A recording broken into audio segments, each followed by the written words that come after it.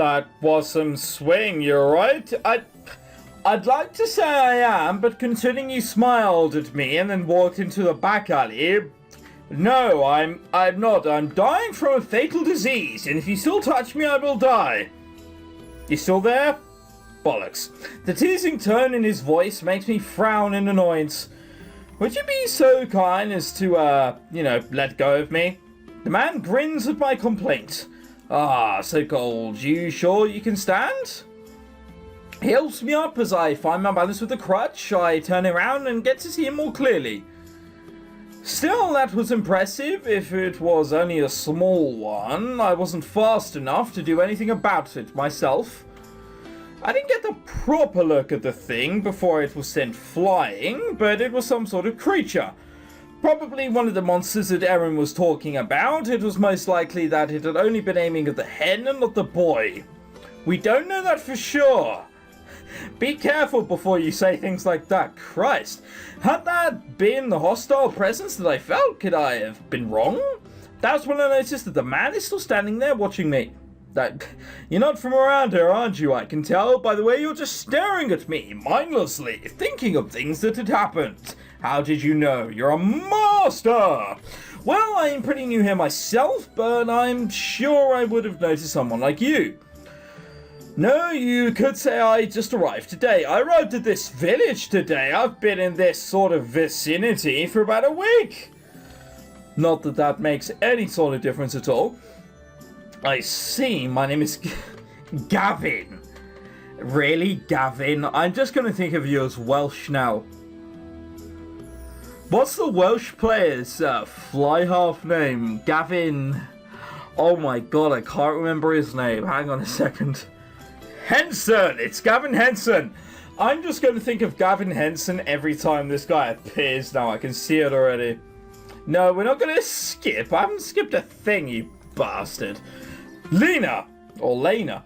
Lena, nice to meet you. It's not every day that you get to see a new face in this town, and excuse me for saying it, but I kind of get the impression you have had a rough start in these parts. Yeah, it's almost as like I'm limping. But, you know, fucking well done for pointing it out anyways. Masterpiece, mastermind. He makes a small nod towards my bandages. That's none of your business. It hasn't been an easy trip. If we lie, we gain nothing. We're speaking to a guy in a shirt. That's the worst thing we can say. His direct attitude makes me frown in annoyance. Obviously. He laughs light-heartedly. Well, I can tell you're not in the storytelling mood. Yes, well done, Treacle. If you get anything more, I'll maybe clap in your face and make it even more obvious. Well, that's amazing. Yes, well done. I look down and notice the two kids from before. The boy is holding the head in his arms. Where did you learn to do that, miss? Oh, that's, you!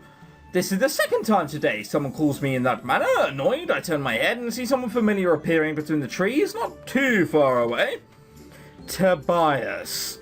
But, what are you doing here?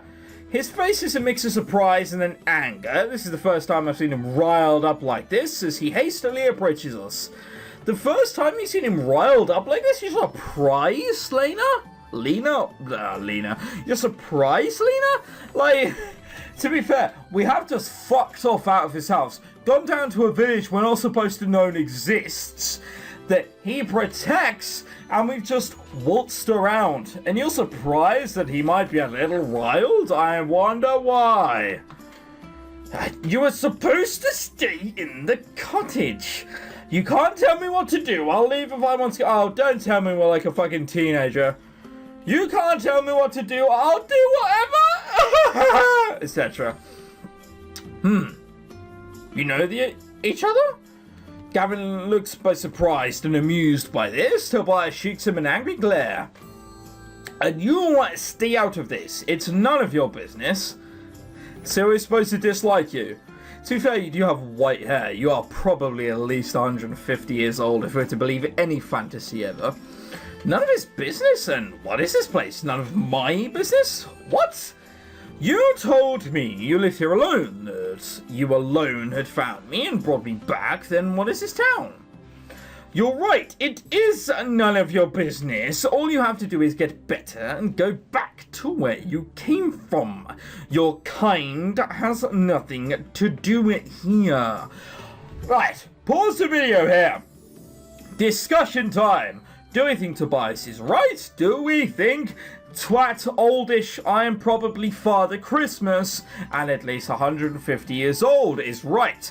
I personally think to a certain extent Tobias might be right in a controversial decision, I'm aware, but to be fair, he was healing us, we didn't feel any sort of detrimental effect, and we kept taking what he gave us, and after he gave us, he's probably going to point in the right direction and be like, hey, just go there, and after all, he did heal us.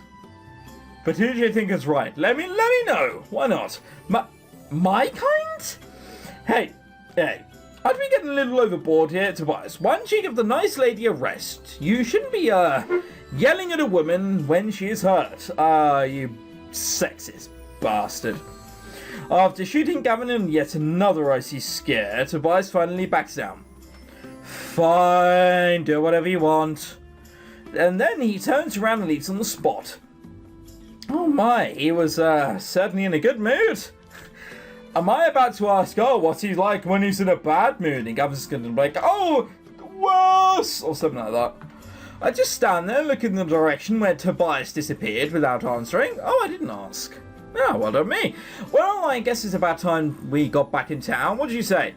Gavin nudges the kids, who had been watching our quarrel with wide eyes. Yeah, alright then. He turns to look at me. What about you? What are you standing around there for? Well, I'm standing around there for because I don't know this city and I'm about to wander around. It's about to be a bad idea. Shortly after I found myself in a small inn, some of it looks like it's still under construction, but it is already in use. Gavin is placed at a table near the wall when I see another familiar face approach us. 2 gold for a pint! That's what I see happening.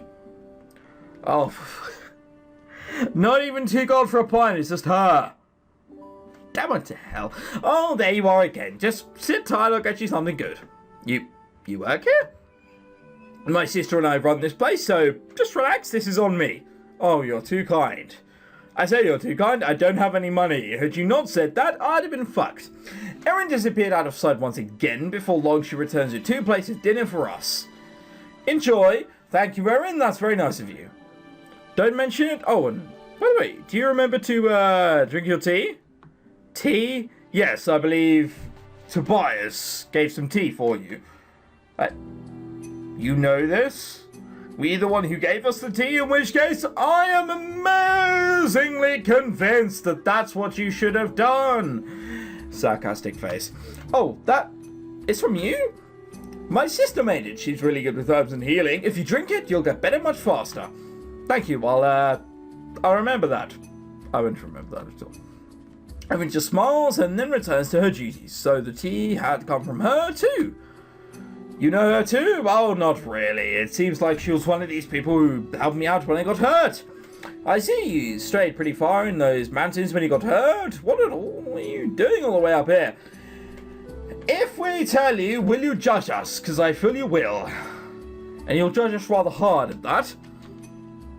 Looks like I shouldn't be asking that just yet. Thank you for not asking, because otherwise I'd have had to have engaged in a rather moral dilemma. Oh well, everyone has their own reasons for being here. Yeah, and every person who doesn't belong here just goes here every and gets stared at by randomers. That's not an excuse. Whatever. Reasons? Well, isn't it obvious? This is a village full of secrets. Oh, don't go fetting hearts on me. He says this with a teasing smirk, as if making fun of me, but he has a point. A hidden village all this way up in the mountains? I can't imagine why anyone would settle down in such a secluded place without a good reason. I'm still not sure what kind of place I've ended up in. So, what is your reason for being here? Mine? That's a good question. I'm afraid I also can't answer yet. I would question it, but Considering how I haven't told you what I'm doing here, and I just looked at you rather quizzically when you did ask, yeah, fair enough. I watched him carefully. There is something about this guy that tells me to stay on my guard, but I'm not really sure what it is. It's probably the white hair at 18 years old. There's a problem with most. ... At the end of the day, I return to the cottage. Tobias is inside. He is cleaning one of his hunting knives, doing his best to ignore my entrance. I'm not gonna let him off that easily, though. Why? I do not like that music. Don't tell me we're about to get into a fight. Just of that... oh my god. He finally looks up. Why, what? Why didn't you tell me about the village? Because I did not intend to let someone like you know about it. Did you really believe you could bring me here and I wouldn't notice? If you are so against someone of my kind coming here, then you should have let me lie where you found me. Trust me, I'm beginning to believe I should have. Tobias, at the moment I like you. Don't start pissing around. This man definitely pisses me off. Ever since I got here, he has acted this way towards me. I'm seriously beginning to doubt why he even bothered saving me in the first place. Then give him my sword and I'll leave. Leave? He jumps from his chair. Walk out in that condition and you'll die. If you're just complaining about things again, I already put them in your room for you. Good. With that, I immediately turn around and head for the bedroom, not sparing him another glance. Let's be fair here. As much as we take the piss out of him, he's been more than nice. And all we've done is just sit around and be like, hey, you bastard, why are you doing this? Hey, you bastard, why are you doing this? Hey, you bastard, why are you doing this? That's all we've done. All he's been is nice. What did I know? Just as he said, I find all my things on a chair in my room. My sword is lying on top of my damaged uniform. Bang goes the theory that he doesn't let weapons in the house. I pick it up and just watch it in silence. It is strange, but it's almost as if this sword contains an important part of me. Anyone who is here, do I feel secure? What a sentimental way of putting it. Yes, say that out loud, someone will hear you. I put the sword aside with a sigh and take a look at my uniform. It's in bad shape for my fall from the cliff, but for most of my blood stains have been removed. Apparently, Tobias or Aaron washed and fixed them for me. Most likely Arian. I can't imagine Tobias doing that much for me. He saved you from a hill when you were dying. I can't imagine he's that much of a bad person. Christ. Looking through my things, I realise my dagger is missing, probably lost in the fall. The polished surface of a shield-shaped emblem catches the light and reflects a symbol of Mother Rose engraved on its front. The proof that I am a Templar. The other side of the templum is blank and smooth. I watched the untouched surface in deep thought. We are probably going to hunt for to show that shield and Templar side on the other side at all times. This is where the symbol of my family was supposed to be, as the crests of every other Templar have been engraved in their emblems for identification. I remember seeing Simon's emblem once, thinking how beautiful his family crest had been. However, I was born a boar. That's probably all of that. That page, looking at my emblem, always reminds me of this. My little trip has worn me out a little than I initially thought. My head is hurting again, and I'm feeling awfully tired. I don't feel like going out and talking to Tobias again, so I put my emblem back in its place and decide to lie down on the bed for the rest of the evening. Oh my god, we have a dream. Is that this kind of game? Tell me about the rose. Darkness is falling and we've made camp for the day. Adali is sitting in front of the fire with a cup of tea, posing this question as I approach her. The rose? Yes, we don't know all that much about the Kairi. That's how I'm assuming you pronounce it. Apart from the Templars of the Blue Rose are supposed to be exceptional warriors with special abilities. But what they really are, I'd like to know. I watched the flames for a while, considering how best to explain it. Well, we're not going to find out till next episode, are we?